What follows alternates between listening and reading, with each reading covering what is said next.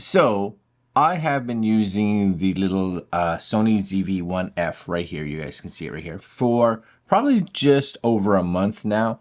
And I've been using it, if you've been watching any of our like vlog style videos and things like that, I have been using it as my primary really vlog camera. It's come to Costa Rica with us. It's been used when I was shooting any kind of vlog stuff outside, some inside stuff. I've put it up against my phone, my iPhone. I've put it up against this camera, like the R6. And just so you guys know, if you go back and watch that Canon EOS R6 versus the Sony ZV-1F, my mistake. And probably one of the things that I would disable as soon as you turn or get this camera, if you do get this camera, because I didn't realize it was on and I wish I would have turned it off. But it has skin smoothing turned on by default. So get rid of that, because maybe some people really like it. I don't, because I'd prefer, if I even want to do that, to do it later on in post. But it does really, I don't know, to me it seems unnatural, right, to have skin that smooth. But it has it. Turn it off. My recommendation. So what do I think of this camera after using it for the past month is the question, I guess.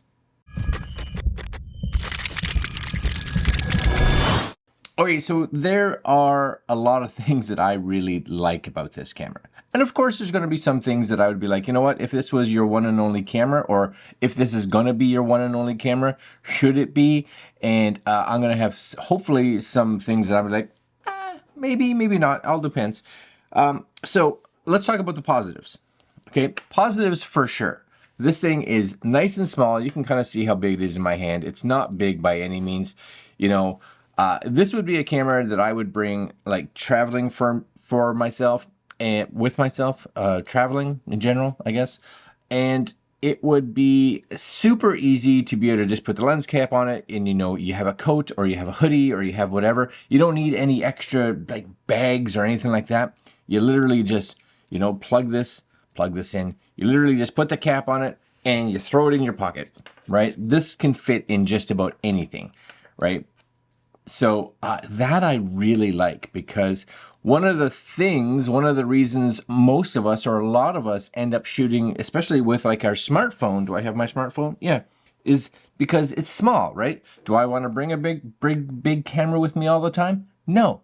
But iPhone compared, you know, it's that's smaller. You know, it's thicker for sure, you know, but if you got a pocket, there's no real reason that this would fit and this really wouldn't, especially like in a jacket pocket. Don't go putting this in your pants pocket, but I think you get my point. So could this be a camera that's kind of with you all the time? Yeah, for sure. And not really cause much of an issue just because it is really small. Now, the other bonus, of course, is because this is a fixed lens, it's a fairly quick lens for sure, an f2.0. Which is nice. And, you know, it doesn't stick out. There's no kind of thought process. It starts really fast, which is really great because it doesn't have to have any motors that kind of start up and have to extend the lens or anything like that. It's just kind of boom and off you go, which is really nice. You're buying this as a vlogging camera, let's say, because that's really what this is advertised for. And if you're not buying it as a vlogging camera, I'd be like, oh, there might be some better options. But you're buying it as a vlogging camera. Number one, really nice screen. Like, watch me turn this on, boom, and it's there. Like that took no time at all. Really nice screen.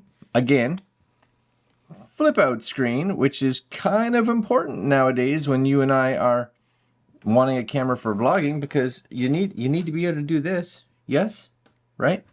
Yeah. So really nice screen. I do like the fact that on this, as simple as it is to operate, you know, you can, if you're like me, set this, you know, set your shutter speed. I got mine set. You guys maybe get to see it there at 1/50th because I'm shooting at 24 frames, which you can shoot 24 frames and 30 frames, I believe, in 4K. I just have it set to shutter priority.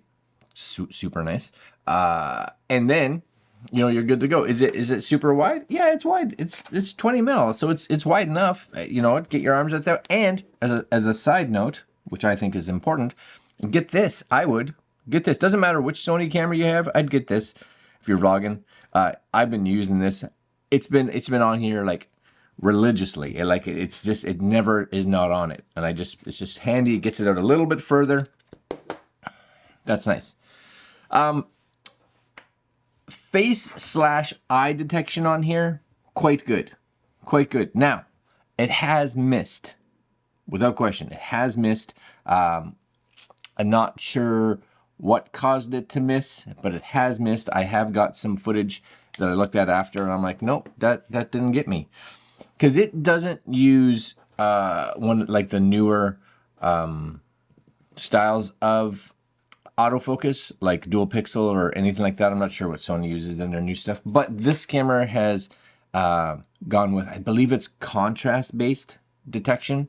So if you're in a scene that there isn't a lot of contrast and it can't really decipher what it is, it can miss.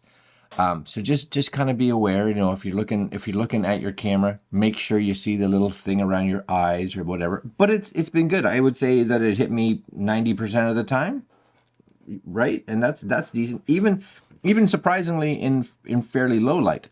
So functions, yes. And Sony's got probably one of the better face and eye detection or autofocuses in general. Maybe one day I'll be able to try out one of their more expensive cameras. Would be sweet. Now the other thing I really like too is it did perform surprisingly well in low light. So I took this and again, if you do a search for one of my videos, which is the iPhone versus this camera, we do some low light testing and really good. I'm very pleased with it. So I think that's really nice. Again, back on the touchscreen for a minute. It is fully touchscreen. You can use the menus, but it has, I believe, like Sony's newer menu on it, which actually really nice to get around in. Super easy to set it up. You know, you can set up picture profiles. You can set up color things. You can set up your frame rates. You can set up tons of stuff, and it's fast. It's not overly confusing. It's really good. Their older menu system, from what I remember, this is definitely better. So I like that. Here's one of the things that I really like about this camera. And again, it's kind of a two-parter. So number one, I love the fact that this, couple things, has a mic jack. Nice. HDMI out. You guys can see it here, right? HDMI out. Sweet. Mic jack's really good though. But this, and this may sound funny, USB-C, because the ZV-1, not the ZV-1F, the ZV-1 was micro USB-C. Why is that important? Because if you have a battery pack, you can literally run this off that. You can plug this into the wall, and if you're running off a tripod or whatever, you can plug this in, and it'll just charge the battery and or just function off of that battery pack. That's awesome. I love that. And that's kind of a thing with the whole ZV world. My top camera, the top camera that you're seeing right here, that's a ZV-E10. Always plugged in. It's plugged in. It just works. It's USB-C as well. ZV-1, poor little guy. It can run off, but it runs off micro USB, which I'm not always having one of those cables around. So that is what it is. If you ever watch again one of the videos, you guys go watch one of those. I encourage you to watch them. I love this little wind muff thing. This little guy. His little hat. His little hairpiece thing going on right here. Right. It works really well. Now the audio that comes out of it normally, I don't want to say it's tinny, but it's a little bit on the, like it amplifies the high end a little bit. But I usually just go into the equalizer and bring up the low end a tad, and I'm very pleased with it. But in regards to wind noise, cuts it out really good. And again, mic jack. So if you need a better mic, you got it, right? Just realize that this is in the actual cold shoe, and it is a cold shoe. You can see it here, right? It's a cold shoe.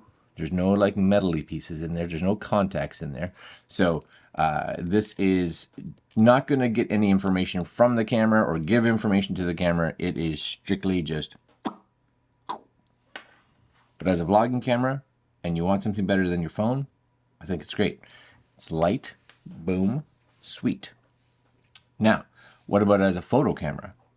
Well, as a photo camera, you know what? It's basic. I think it's 20 megapixels, right? 20 megapixels off this, which is fine. You know, primarily off my phone, I'm shooting 12. 20 megapixels is a lot. Fixed lens though, right? So this is something to really be aware of. Fixed lens, 20 mil. So you have to either do some moving, forward or backwards, whichever you want, or really, you know, learn to be more creative with your shots. That's not a bad thing by any means. I encourage you guys, right? And there's a lot of companies, some big companies that release cameras with fixed lenses that are about 20 mil, and people just flock to those. Maybe it's because of the brand. I don't know, but you know what? Puts out decent image. Here's the one issue that you may have: a JPEG only. Right? It only puts JPEG out. There's no RAW. So if you are someone that is looking and hoping to get some RAW images out of this so that you can really play with them, you're not. You're not gonna. It's JPEG. I'm sorry, JPEG. Now the other thing, just kind of go back into video mode, is the ZV-E10 and the ZV-1 both have the ability in video mode to use or to capture gyro data, and that means they capture information about how the camera is shaking and moving. So you can use pieces of software like their Catalyst Browse, and Catalyst Browse will be able to take that information and you can do post-stabilization based on their gyro data. Kind of nice features for those of us that really want to make sure that we're steady. This, again, doesn't have that. It uses their Active Steady, which is decent, right? Again, 20 mil with Active Steady. I believe you get a little bit of a crop. How much is it? I don't know, but it's not horrible. Definitely usable. But just kind of realize that. Other pluses, and this is pluses, especially even against the ZV-1. Tripod mount. A lot of people complain that they're like, oh, but it's not centered with here. And I get that. That would be nice because then your tripod and your lens are like, right? But when it's here, this door can't open. It can't flap open properly. But here, it can. You see? See how this pops open with your battery and your memory card in there? Lovely. Yes? So you got it on here. You know, this and this. I still love this little combo. I love this combo. This is excellent. So you got this on here. You're rocking and rolling.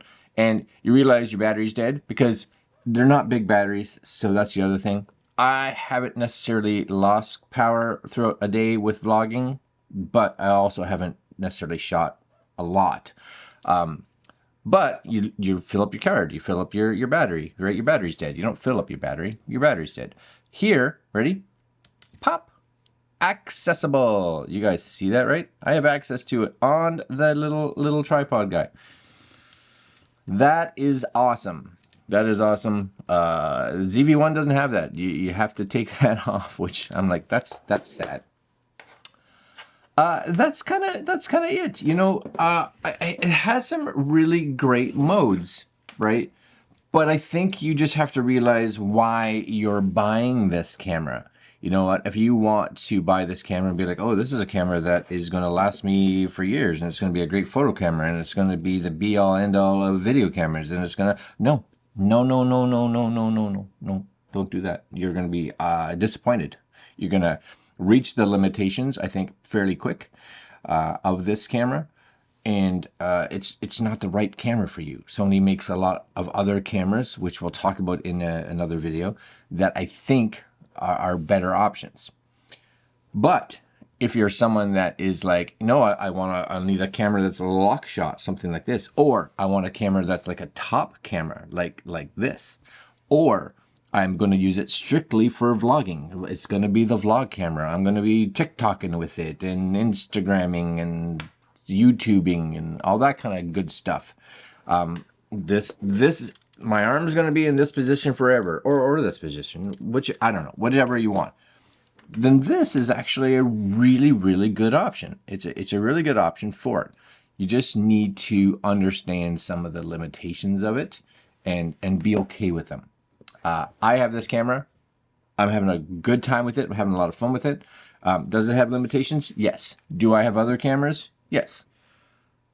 Will I continue to use this camera? Yes. I just know where it fits, what it can do well. And if you kind of know that, I think you'll enjoy it if you buy it. All right, guys, that's the ZV-1F. This is my thoughts on it after a month and change. Month and change. All right, guys, another video coming up, I think tomorrow, where I put this, or we talk about the ZV-1F versus the ZV-1 and a little bit of the ZV-E10. All right, guys, like, comment, share, subscribe, hit the little notification bell, especially if you want to know when that video comes out. But spoiler, it's coming out tomorrow. All right, guys, I'm out. Later.